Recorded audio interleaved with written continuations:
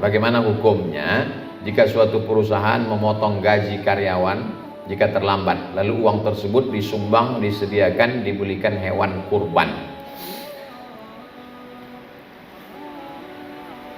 Karyawan yang terlambat dendanya mengeluarkan duit, lalu duitnya itu dibelikan hewan kurban.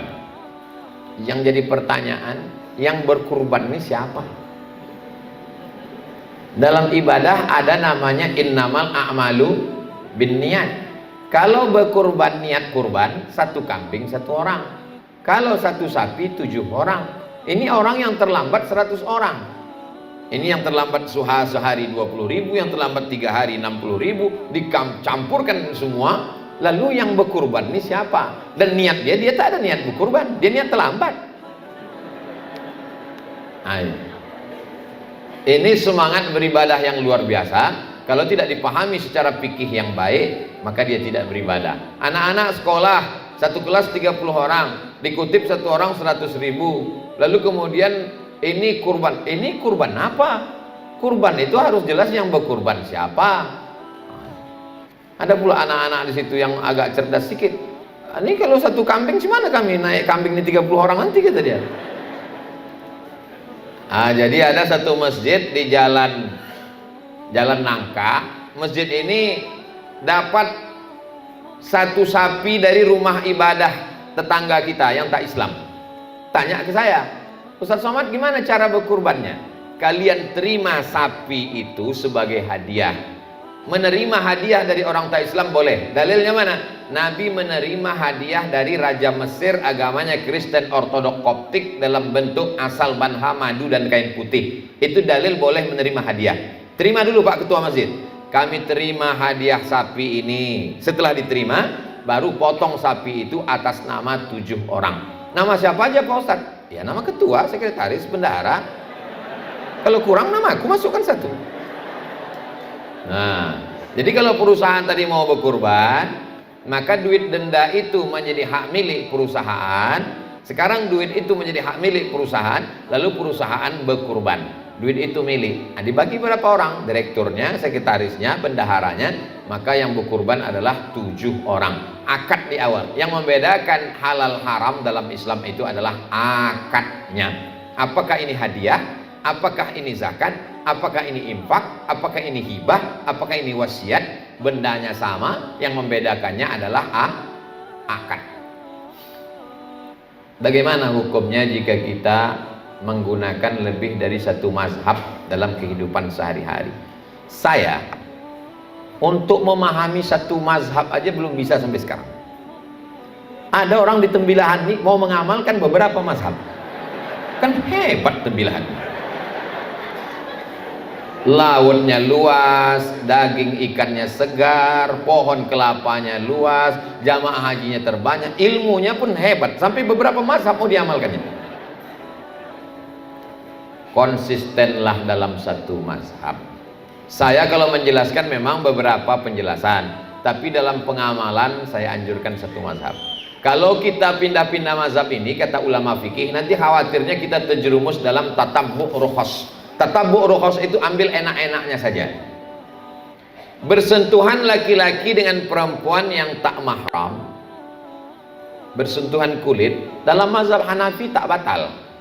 Karena makna aula mastumun nisa itu artinya maaf, beribu maaf, berhubungan kelamin baru batal. Jima baru batal. Kalau hanya kulit tak batal menurut mazhab Hanafi. Tapi dalam mazhab Hanafi berkurban wajib.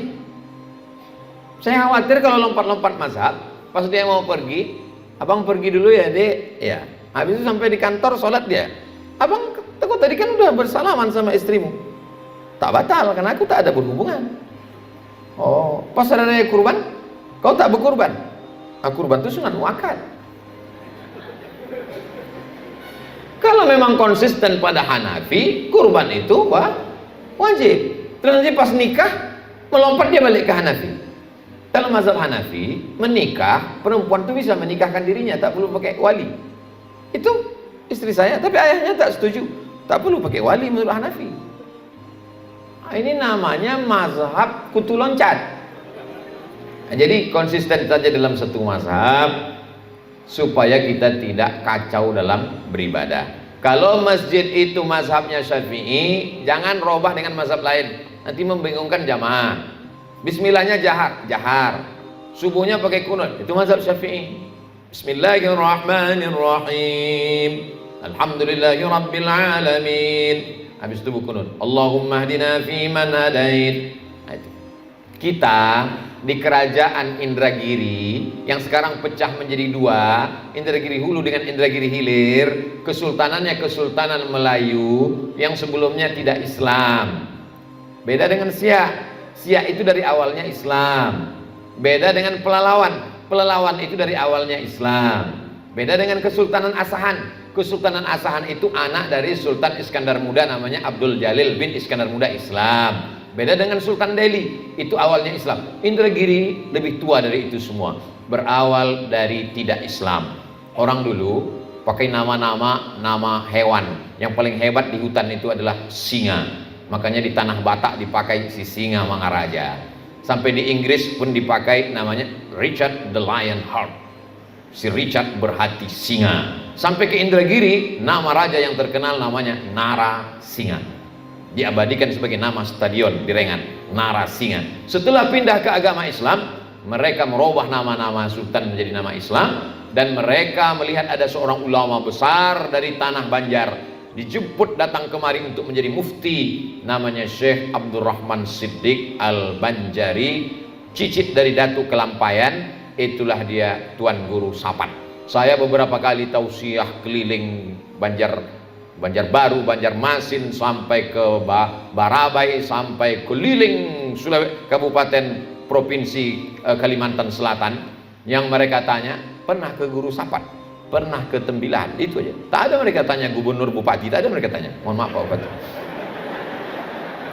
Yang mereka tanya itu, untungnya saya pernah sampai ke Guru Sapat. Coba kalau tak sampai, pernah ke sana. Jadi memang luar biasa. 20 tahunlah Syekh Abdurrahman Siddiq Al-Banjari menjadi mufti di kerajaan Indragiri. Sampailah kita merdeka tahun 1945, sultan-sultan ini menyerahkan kedaulatan kepada Insinyur Soekarno, dan kita pun menjadi negara kesatuan Republik Indonesia. Jadi asal usul kita bermazhab Syafi'i, beraqidah Asy'ari, bertasawuf Sunni Imam Ghazali. Tiga itu jangan sampai dihilangkan. Apakah sama kita dengan Papua? Ya, saya sampai ke Papua. Di sana, di Papua Barat itu Muslim. Raja Ampat, raja-raja. Salah satu rajanya masih ada. Dibawalah saya berjumpa dengan keturunan raja itu. Dibukakanlah Quran yang terbuat dari kulit kayu, sampulnya kulit rusa. Begitu dibuka, saya baca Quran, saya tanya, dari mana Quran ini, Datuk?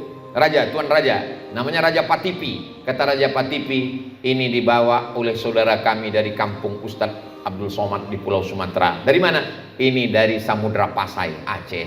Dari Aceh sampai mereka ke Papua. Salah satu kitabnya itu ada kitab kecil, saya buka. Begitu saya buka, Sholawat Nariyah yang dibaca oleh Pak Bupati tadi. Sholawat Nariyah yang mereka baca itu menunjukkan mereka tiga. Akidahnya Asy'ari, fikihnya Syafi'i, tasawufnya Sunni Imam Abu Hamid Al-Ghazali. Jangan campur-campur mazhab. Bagaimana apabila dalam keluarga kita masih ada yang kekurangan, miskin, kita berzakat dengan keluarga terdekat? Apakah ini sama kita berzakat dari amal Basnas? Datang ke kantor Basnas Indragiri Hilir, sampaikan, ini yang masih kurang Pak. Saya selama ini kalau sebulan saya kasih mereka sekian. Kalau saya serahkan semuanya ke Basnas, Bapak sanggup kasih berapa ke mereka? Yang sudah-sudah biasanya walaupun tak sama, paling tidak, walaupun tak lebih, paling tidak sama. Jadi kita lebih banyak beramal. Jadi saya anjurkan jangan berzakat sendirian, salurkan melalui Basnas, sampaikan daftar-daftar yang selama ini kita bayar, supaya orang Basnas juga punya data. Jika kita memiliki emas lebih dari 30 mayam, namun emasnya kita pakai, apakah jatuh zakat? Kalau tak salah satu mayam itu 3,5 gram. 3,4. 3,4 3 kali 3 90, lebih dari 85. Berarti lebih dari 85. Bagaimana dengan emas perhiasan? Emas perhiasan ini dua mazhab. Mazhab yang pertama, emas perhiasan tidak ada zakatnya sampai beratnya mencapai 200 keping dinar. 200 keping dinar sama dengan 850 gram, sekilo kurang 1,5 ons. Jadi kalau ada ibu undangan sampai merah mukanya saking tersangkutnya gitu, 2,5 ons, 2,5 ons, 3,5 ons. Asal mau undangan jam berapa ya? Nah, tuh. Kalau emas ibu mencapai 850 gram baru kena zakat tetap 2,5%. Tapi nisabnya 850 gram ke atas, 200 keping. Itu mazhab yang pertama. Mazhab yang kedua, tidak pakai nisab, kumpulkan semua, gelang, cincin, subang, anting, rantai, gelang kaki, semua kumpulkan, tak sampai 850 gram, tak sampai sekilo kurang 1,5 ons, hanya 1 ons, hanya 2 ons, dikeluarkan sekali seumur hidup.